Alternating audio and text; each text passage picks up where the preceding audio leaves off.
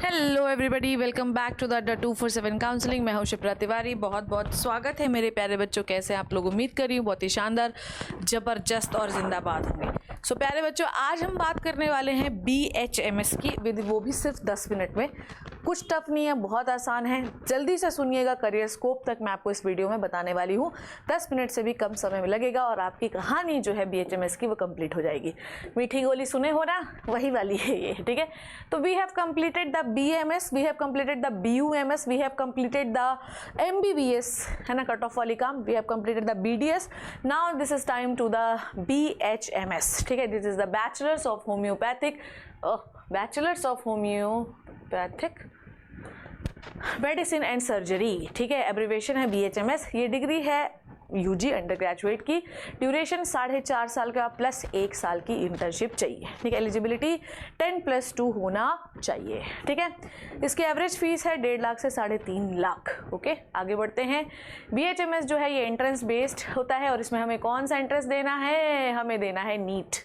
कौन सा टेस्ट देना है हमें? बाबा कितना बुरा लिखा है, ठीक है। तो हमें कौन सा एंट्रेंस देना है बेटू जी? हमें देना है बच्चों नीट का एग्जाम। ओके बेटा, नीट का एग्जामिनेशन देना है। दे दिया होगा आपने।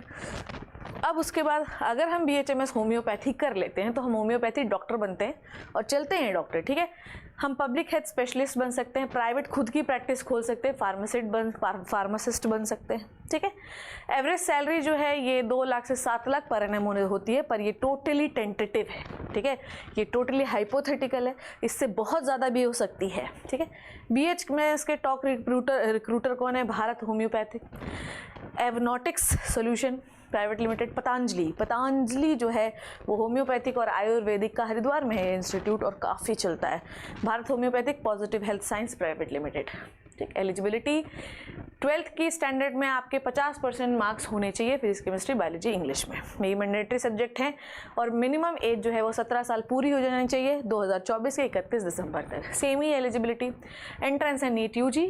ओके, एडमिशन प्रोसेस, एडमिशन कैसे होता है? सबसे पहले एंट्रेंस दे दिया, ठीक है। एंट्रेंस देने के बाद, ठीक है, एंट्रेंस देने के बाद आपको जाना है AACCC वेबसाइट पे।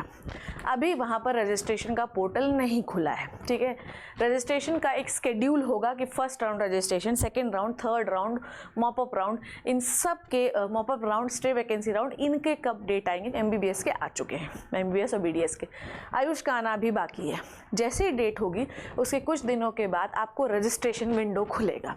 सबसे पहले आपको रजिस्ट्रेशन करना है अपने क्रेडेंशियल्स डाल के डॉक्यूमेंट अपलोड करके। आपको पहले क्रेडेंशियल डालोगे, लिखोगे उसमें, मतलब जो भी आपके क्रेडेंशियल, मतलब नाम क्या है, रोल नंबर क्या था, यूनिट में, ये सारी चीज़ें।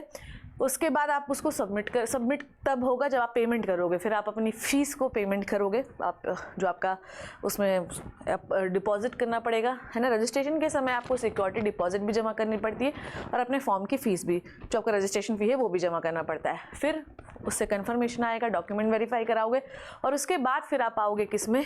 बोलो। अब आप आओगे फर्स्ट राउंड ऑफ काउंसलिंग में। फर्स्ट राउंड ऑफ काउंसलिंग फिर से सेम चीज़ मैं रोज़ रिपीट करती हूँ यार। फर्स्ट राउंड ऑफ काउंसलिंग में जब आओगे बेटा, है ना, अगर आपको सीट पसंद नहीं आती है तो आप कॉलेज में जाइए, वहाँ से अपग्रेडेशन पे डालिए, सीधे राउंड 2 पे आ जाएंगे। कोई फ्रेश रजिस्ट्रेशन करने की ज़रूरत नहीं है। राउंड 2 में अगर आपको कॉलेज पसंद नहीं आता है और आप ज्वाइन करके छोड़ देते हैं, कॉलेज छोड़ देते हैं, तो आपकी सिक्योरिटी मनी जो है डिपॉजिट जब्त हो जाएगी। आप अपग्रेडेशन के डालते हैं तो आपको फ्रेश रजिस्ट्रेशन करवाना पड़ेगा थर्ड राउंड में, जिसे कहते हैं मॉपअप राउंड। आप किसी भी राउंड में जा रहे हैं तो आपको चॉइस फिलिंग हर बार नई ही करनी पड़ेगी। सेकेंड राउंड में जब आते हैं तो फीस नहीं लगती है, रजिस्ट्रेशन फीस, पर चॉइस फिलिंग फ्रेश ही होती है। उसके बाद आपका क्या होगा बच्चों, है ना, थर्ड राउंड पे आ गए, थर्ड राउंड पे, मॉपअप राउंड पे आ गए, फ्रेश रजिस्ट्रेशन करा के। अब यहाँ पर आपको कॉलेज दे दिया जाएगा। कॉलेज ले लीजिए, कोई दिक्कत परेशानी नहीं। स्ट्रेट अगर आपने सेकेंड राउंड ऑफ काउंसलिंग में लेने के बाद एडमिशन उस सीट को छोड़ा, ठीक है, अपग्रेडेशन किए बिना छोड़ दिया, तो आपके सिक्योरिटी मनी डिपॉजिट जो है वो जब्त हो जाएगी। थर्ड राउंड मॉपअप राउंड होता है, सीट मिल जाए तो कॉलेज ले लीजिए, नहीं तो स्टे वैकेंसी राउंड तक आप जा सकते हैं। स्टे वैकेंसी राउंड में अगर आपको सीट मिली और आपने, अब तो अपग्रेडेशन का मतलब ही नहीं है क्योंकि वो तो लास्ट राउंड होता है, और अगर वहाँ पर आपने सीट छोड़ दी बच्चों, तो NTA आपको 1 साल के लिए डीबार कर देता है एग्जामिनेशन से, ठीक है। नेक्स्ट इज, तो ये मैंने पूरी प्रोसेस आपको बता दी है। ओके काउंसलिंग की अब देखते हैं। I hope this is clear. तो पहले नीट एंट्रेंस दीजिए, पहले नीट का रजिस्ट्रेशन करिए, फिर रजिस्ट्रेशन फॉर्म आएगा, रजिस्ट्रेशन करिए, फॉर्म भरिए, रजिस्ट्रेशन करिए, फिर एप्लीकेशन आएगा, नीट देने जाइए, रिजल्ट आएगा, रिजल्ट के बाद काउंसलिंग होगी, काउंसलिंग के बाद एडमिशन होगा। ठीक है ओके और आइए आगे बात करते हैं। टॉप गवर्नमेंट कॉलेजेस जो हैं वो ये हैं।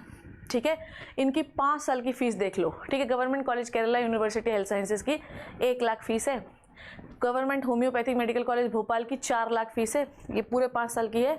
Government homoeopathic medical college Dethali की है आपकी 18,000। Kaloji Narayana Rao university of health sciences ये कर्नाटका में है 2.9 लाख है। नेशनल इंस्टीट्यूट ऑफ होम्योपैथी की 1.5 लाख है। ठीक है नेक्स्ट इज एडमिशन। इसमें प्राइवेट नहीं लिए हैं मैंने, सिर्फ गवर्नमेंट लिए क्योंकि इसमें गवर्नमेंट बहुत पॉपुलर होता है। और आपको मैं एक चीज़ वैसे प्राइवेट भी लिए होंगे, देखो यस प्राइवेट लिए हैं। वैसे मैं बताऊं कि आपका जो BUMS और BHMS होता है इसमें गवर्नमेंट कॉलेज ही ज़्यादा पॉपुलर होते हैं। ये हो गया इसका private college. Guru Gobind Singh Indraprastha university 6 lakh, Noble university 4 lakh, Savani university 5.63 lakh, RKDF university Bhopal की है 6.5 लाख, पारुल यूनिवर्सिटी 5,30,000। आप क्या कर सकते हैं, ग्रेजुएट जब हो जाते हैं तो आपको प्राइवेट हॉस्पिटल में जॉब मिलेगी, इंश्योरेंस कंपनीज में जॉब मिल सकती है, फार्मास्यूटिकल्स में, NGOs में, लेबोरेटरीज में। डन ओके आगे बात करते हैं। अब इसके बाद आप PG भी कर सकते हैं, जैसे MD in psychiatry, MD in homeopathy, MD in practice of medicine, MD in endocrinology. ठीक है आप चैरिटेबल इंस्टीट्यूट्स में काम कर सकते हैं, होम्योपैथी मेडिसिन स्टोर में काम कर सकते हैं, क्लिनिक्स में, हॉस्पिटल में, मेडिकल कॉलेजेस में, टीचर बन सकते हैं, कंसल्टेंट बन सकते हैं, रिसर्च स्कॉलर बन सकते हैं, PhD कर सकते हैं, रिसर्च साइंटिस्ट बन सकते हैं। तो ये सब स्कोप है और ये सब के लिए है। MBBS के लिए भी है, डेंटल के लिए भी सारे स्कोप्स होते हैं, BUMS के लिए भी होते हैं और इनके लिए भी होते हैं। होम्योपैथिक डॉक्टर जो होता है ना, डॉक्टर की सैलरी है 3 लाख से ज़्यादा, 4 लाख मान लो। पब्लिक हेल्थ स्पेशलिस्ट की है 7 लाख, प्राइवेट प्रैक्टिशनर की है 6-6.5 लाख, ये बहुत ज़्यादा भी हो सकती है। ठीक है प्राइवेट प्रैक्टिशनर की इससे ज़्यादा हो सकती है। फार्मासिस्ट की 2.6 लाख पर एनम, टीचर जो है वो 6.5 लाख, देखो सबसे ज़्यादा टीचर की ही है। ठीक है तो कुल मिला के सैलरी जो है वो 10 से 12 लाख तक आप जा सकते हैं। तो होम्योपैथी बेसिकली ये है एक्चुअली मेडिकल की ही ब्रांच। ठीक है पर इनके जो मेडिसिन होते हैं उनका कॉन्स्टिट्यूशन अलग होता है एलोपैथी से अलग, पर ये करते सारा वही काम है जो आपके MBBS वाले करते हैं। ठीक है इनमें भी PG होता है। Okay so this is all about the BHMS। Please let me know. मैंने आपको कॉलेजेस भी बता दिए टॉप कौन से थे, प्राइवेट गवर्नमेंट उनकी फ़ीस क्या थी, मैंने प्रोसेस आपको बता दिया क्या हुआ, आपके फ्यूचर एक्सपर्ट्स क्या है, वो सारी चीज़ें मैंने आप लोगों को क्लियर कर दी। ठीक है so this is all about the homeopathy. ठीक है I hope you learn and enjoy the video. MBBS जैसा ही है, बस फ़र्क ये है कि थोड़ा लेस पॉपुलर है MBBS से, सस्ता है और इसमें इतनी इंटेंसिव जो है जैसे MBBS में कहानी होती उतनी इसमें नहीं होती। आई होप आपको समझ में आएगा। कमेंट सेक्शन में बताना कि अगला वीडियो कौन सा होना है। Thank you so much, take care, bye bye.